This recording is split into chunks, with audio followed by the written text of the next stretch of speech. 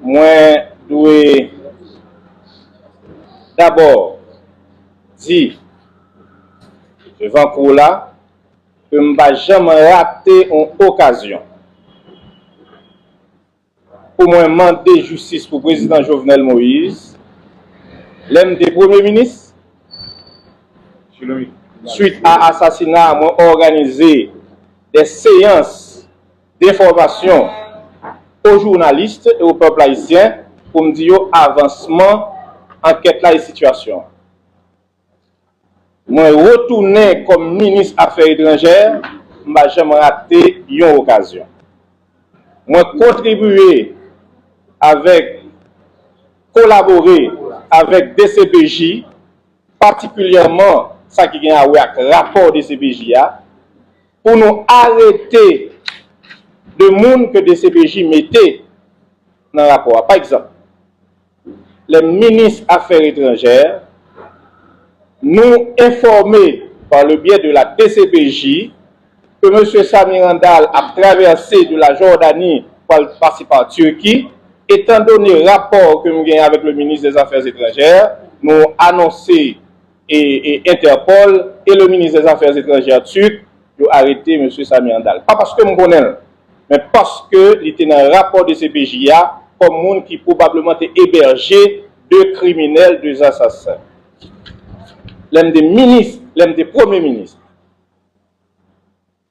C'est grâce à diligence moins et leadership moins qui fait nous gagner corps du délit jodi pour nous attendre dans le tribunal là.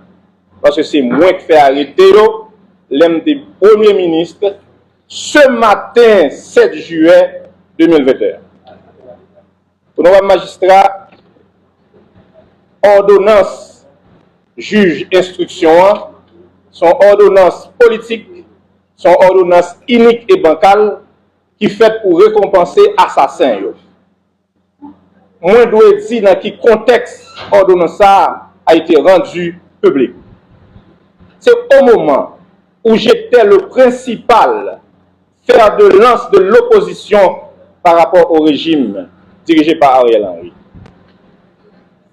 C'est notre organisation politique, sous mon leadership, qui a organisé à travers tout le pays des manifestations pacifiques pour exiger le départ sans condition de M. Ariel Henry, occupant la primature de façon illégale. Il faut reconnaître que cette ordonnance a été rendue publique à un moment précis qui fait qu'il fallait neutraliser cet opposant politique farouche qui était Claude Joseph. Honorable magistrat, dans l'ordonnance unique et bancale, il y a 5 raisons qui font inculper. Première raison, il y a page 85 de l'ordonnance qui était dans la rue. Parce que 7 juillet 2021, on a assumé responsabilité dans l'État. On a appelé au calme après l'assassinat du président. Et honorable magistrat, pour moi qui fais l'exercice du contrôle actuel, si ce n'est pas le leadership dans le moment ça, quitter Simonio, attention, tout bagage sous contrôle, police nationale d'Haïti et des forces armées d'Haïti. C'est vrai, on cherche travestil. Mais bon, me dit le premier exercice là. Primature communiquée. Vers 1h du matin, dans la nuit du mardi 6 au mercredi 7 juillet 2021, un groupe d'individus non identifiés, dont certains parlaient en espagnol, ont attaqué la résidence privée du président de la République et ainsi blessé mortellement le chef de l'État. Blessé par balle, la première dame prend les soins que nécessite son cas. Condamnant cet acte odieux, inhumain et barbare, le Premier ministre haït le docteur Claude Joseph et le CSPN appelant la population au calme. La situation sécuritaire du pays est sous le contrôle de la police nationale d'Haïti et des forces armées d'Haïti. Toutes les mesures sont prises afin de garantir la continuité de l'État et protéger la nation, la démocratie et la République 23. J'ai appelé au calme. Je disais que tout était sous contrôle de la police nationale d'Haïti et des forces armées d'Haïti, pas sous le contrôle du Premier ministre Haïti que j'étais alors. Mais il fallait également comprendre les suites.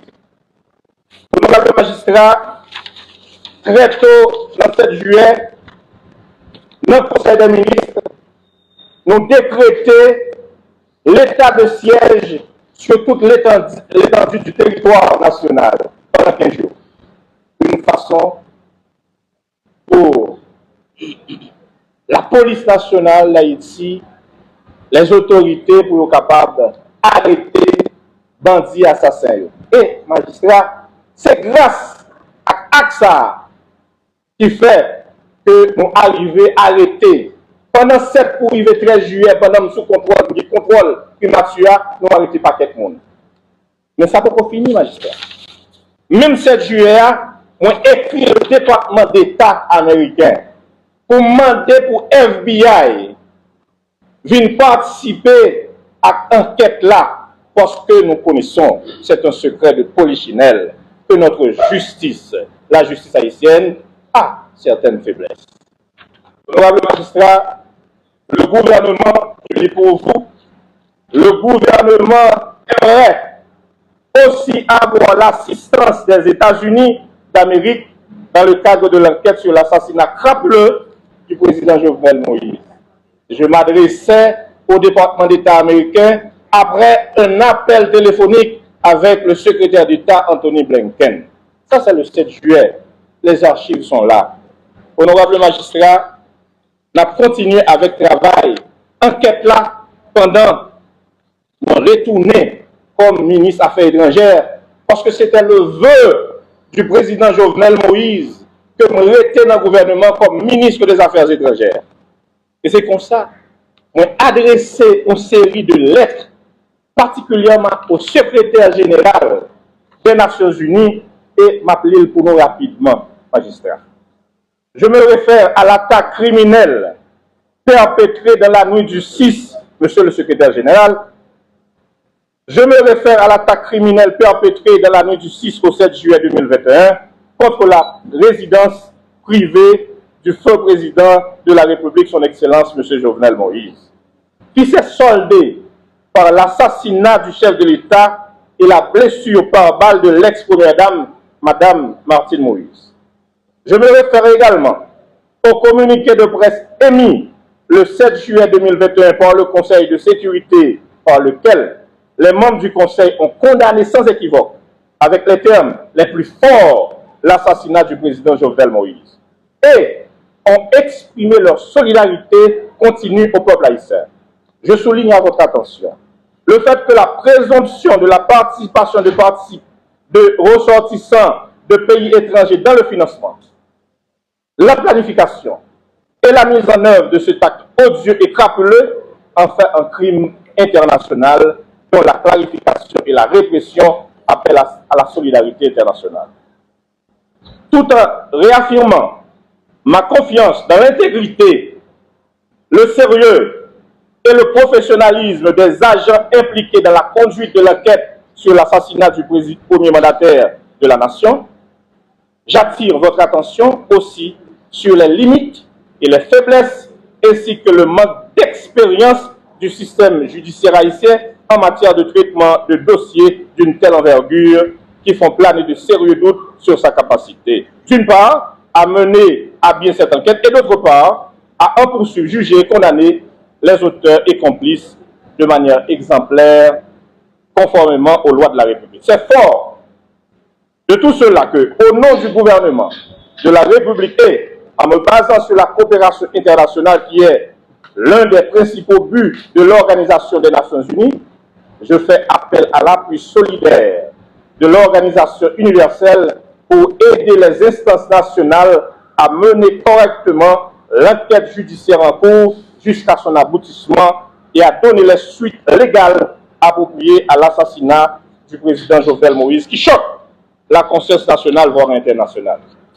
L'appui onusien à Haïti dans ce contexte pourrait consister en la mise en place très rapidement d'une commission d'enquête internationale qui viendrait en complémentarité des travaux et efforts des instances nationales et la création, le cas échéant, de tribunal spécial chargé de juger les coupables, à l'instar de ce qui avait été décidé dans le cas du Liban en avril et en décembre 2005, suite à l'attentat terroriste du 14 février 2005, ayant occasionné la mort de 22 personnes, dont le Premier ministre libanais Rafik Hariri et des dizaines de blessés.